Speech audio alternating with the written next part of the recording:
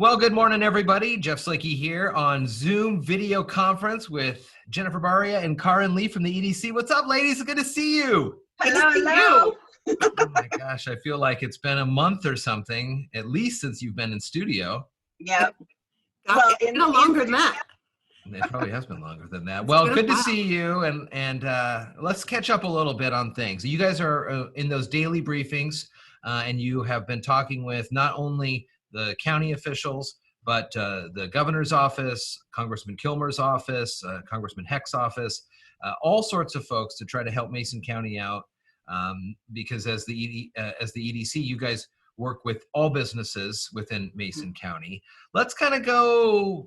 Let's just tick down this list here. Let's start with how things have been going for Mason County with the Small Business Administration. Jennifer, what's going on with that? Well, I think as everybody knows by now, we ran out of money the first go round for the Paycheck Protection Program and the idle loans that you could get for your business. I don't think they underestimated the need. I think the need is just going to overwhelm our systems. We're expecting money to run out on this next infusion that we have had as well. Right now, it is still open. They are still accepting applications. A big thank you shout out to our local financial institutions and the work that they've been doing. I know that they are processing those applications with the businesses as quickly as possible, and getting them into the pipeline is the most essential thing that they can be doing right now.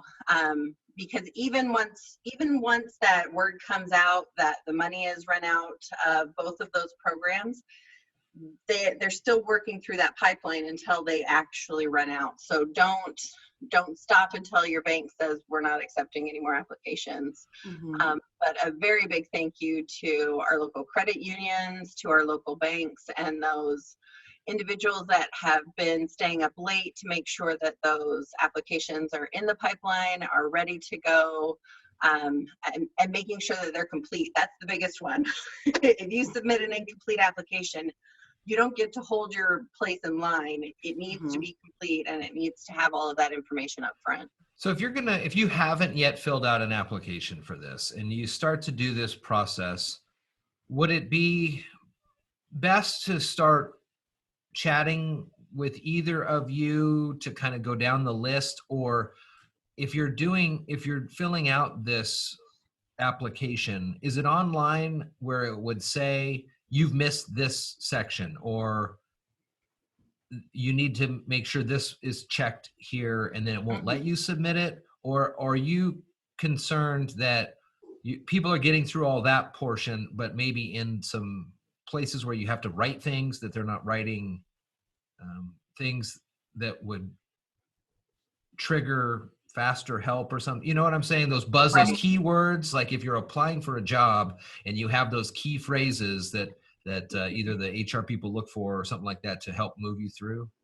Well, there's two different ones. So the idle loan is an online process only. It's through SBA. You go onto their website and it's an online form. So they've got the asterisk next to the required fields. You fill it out. It will not let you go to the next screen until you have that complete.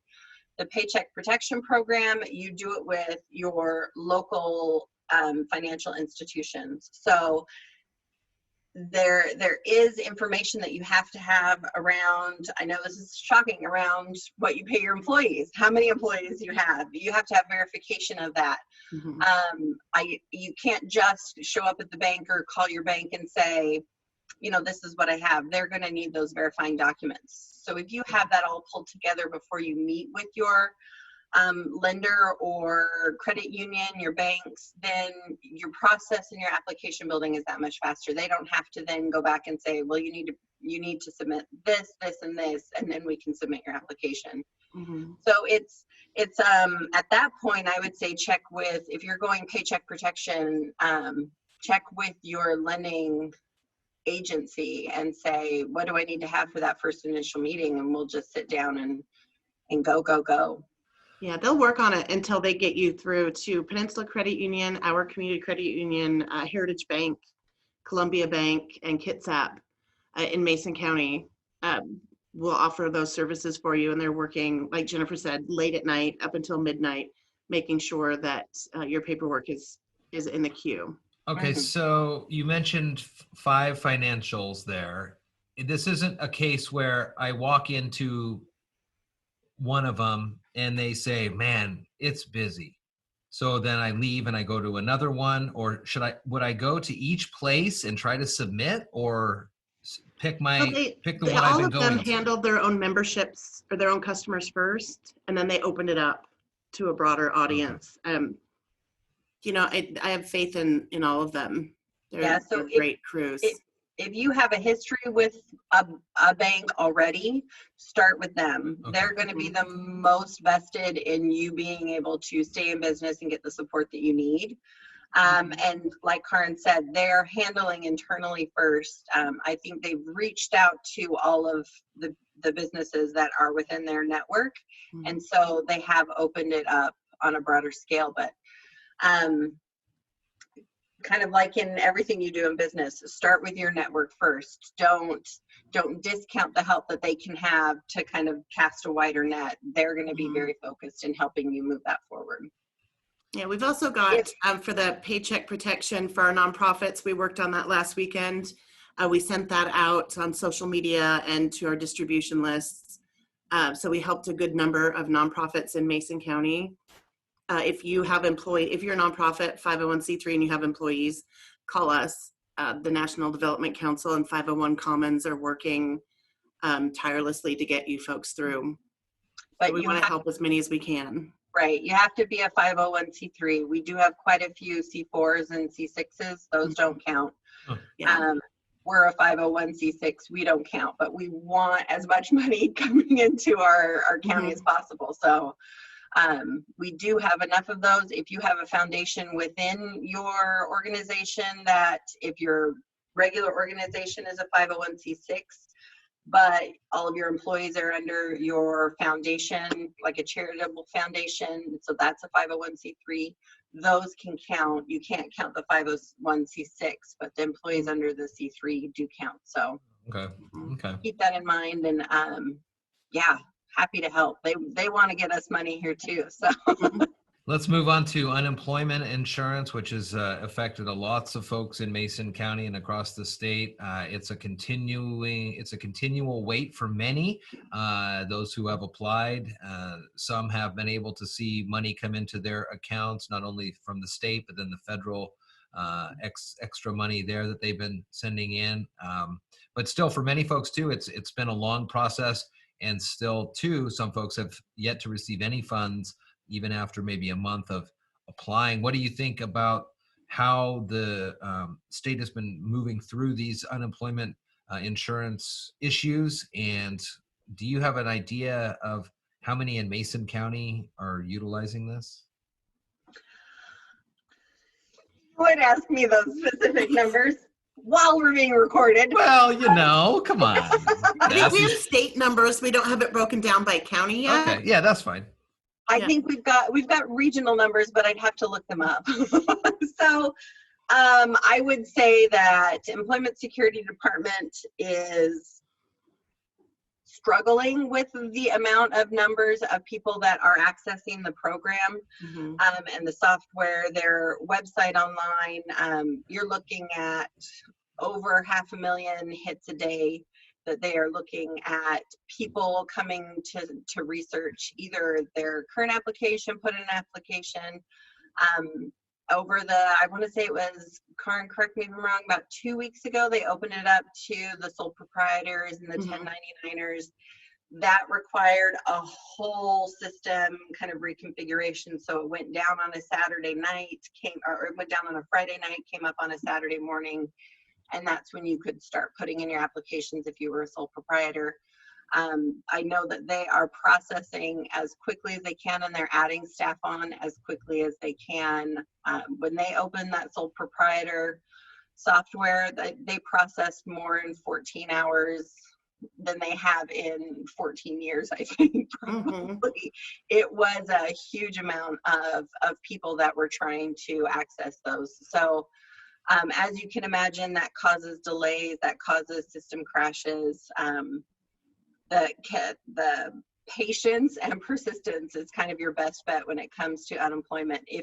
If somebody has gotten it before you and you feel like you should have been at least a comparable timeline, they're pulling it from different servers that have different time locks, that have different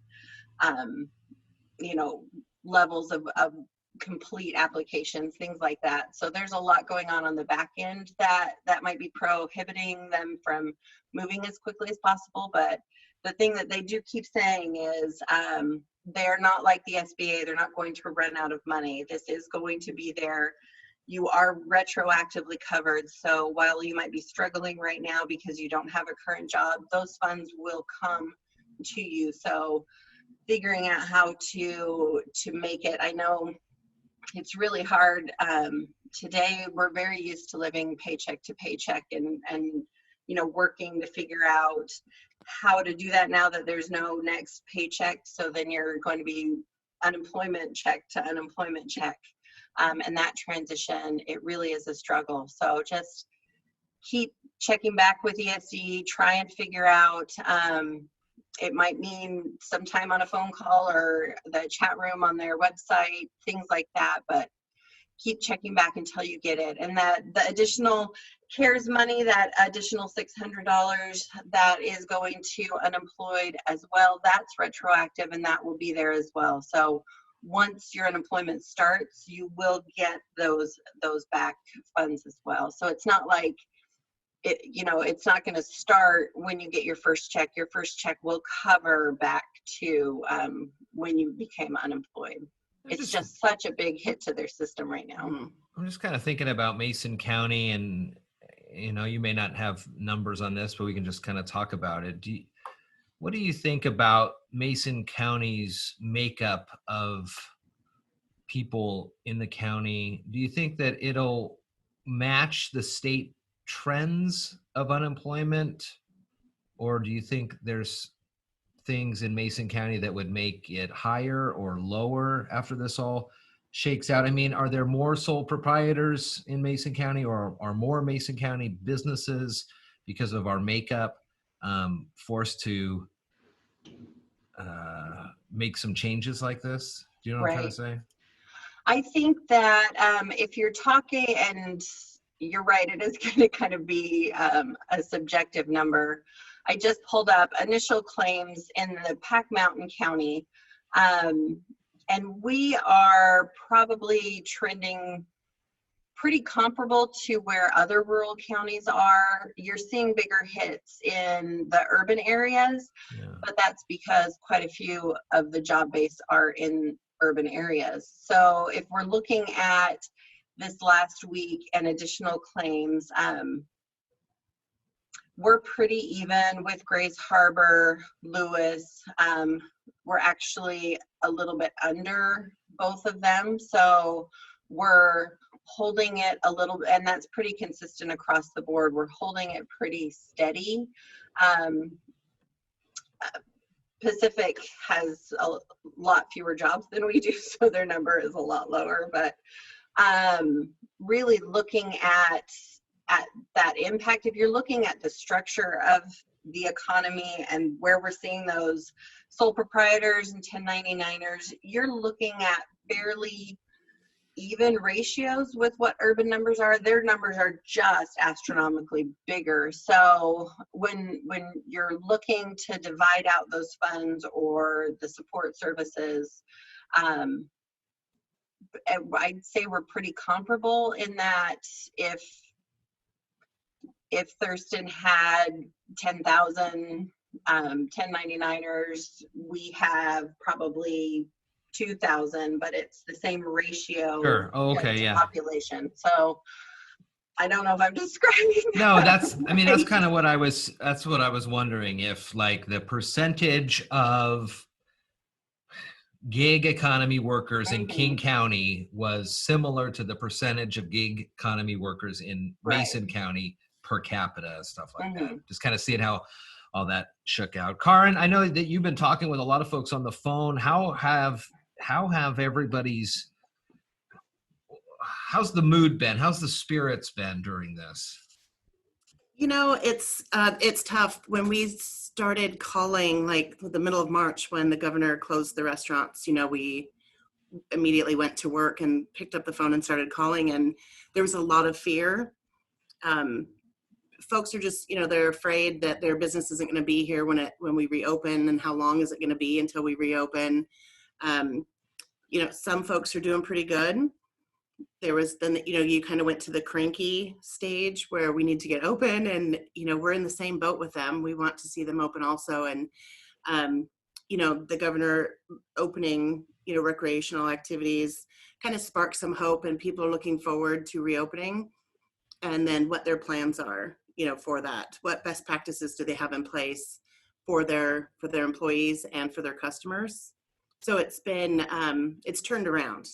Okay. And there's a lot of positive talk and networking going on, you know, because other businesses want to see their neighbors succeed too. So there's a lot of conversation going to help one another. And I like what I'm seeing with emails, business plans, the phone conversations. You know, there is still the phone calls about unemployment, folks that haven't received benefits yet. And, you know, we can't assist them with that. You know, employment security can, but we certainly listen to them, talk to them about that, and then ways that they have changed and innovated their business plan to get through this. You know, the In Shelton Homes-ish across the street is taking appointments. You know, look at all of the restaurants and bars that started the takeout food. So, I mean, it's pretty good out there. Yeah, the grant monies are helping. Yeah, I think the biggest thing as we're looking at reopening that is in everybody's mind is when. And the governor and even our local governments are looking at it and looking to our businesses to put together those safety plans. If you don't have that together, look at how they've reopened construction. They had to have a safety plan for their employees, for the public that they'd come in contact with. You have to have supervisors now, weekly safety trainings. Those need to be part of your plan moving forward, and it needs to be cohesive. So we're pulling together different industry leaders to see if there's a way to kind of pre-plan so that we can send that to our local governments, send that up to the governor's office at that state level and say, look at us, the county. We've been hugely economically impacted by COVID, but the number of COVID related illnesses in our area is very, very minimal. So how can we open at a local level or a regional level coming together and being able to say to the governor, look, this is what we've decided, open us back up and we can handle this. And it will be phased like it will be at the state level. But we have to get buy-off from the governor in order to be able to do that. So that's what we're working toward, is making sure that all of those businesses, all of those industries know what's required of them. You can't just verbally say it. It's nice to talk about it, but it needs to be in writing. It needs to be down. You need to have it as a plan to be able to even have that conversation to start.